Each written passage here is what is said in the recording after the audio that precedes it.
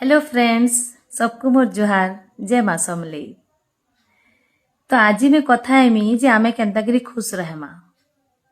तो खुश रहबार लगी सबु बेले किछि ना किछि कारण थाउ, इटा जरूरी नहीं से। खुश रहबारटा भी गुटे अभ्यास है, गुटे आदत है। और जहारी आदत थिसी ना, जहारी अभ्यास थिसी, से सबु परिस्थिति रे खुश रही पारसी। खाली ना हमें गुटे दुईटा जिनिस ध्यान रखमा। काना पहला हला जे केते बेले भी निज के अन्य लोकर संगे तुलना नहीं करबे, कंपेयर नहीं करबे। जे तान न काना अच्छे भल आमर न काना नैन, हेन्ता भावले मन दुख लागबा।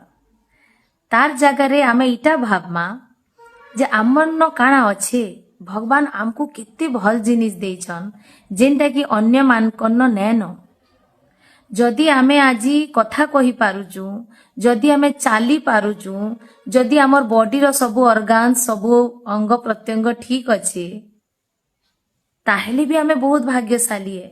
कांजी कि हजार हजार लोग अछन, लाख लाख लोग अछन, किए देखी नहीं पारबार, किए कथा कहि नहीं पारबार, किए चाली नहीं पारबार।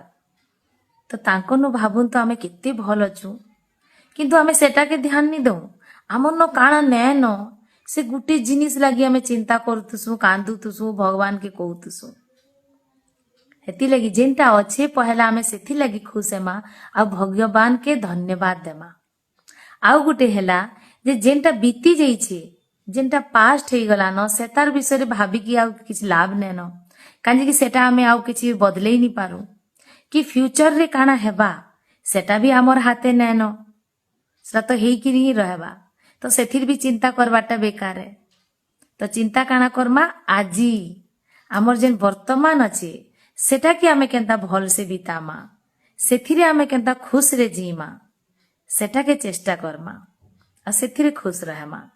आ देखबे जेतेले सबु बेले खुश रहबे ना, जेतेले सबु बेले स्माइल करबे ना, तो आपन को जीवन भी कितने सुंदर हे जीवा है कि नहीं। जय मां समलेई। So keep smiling always.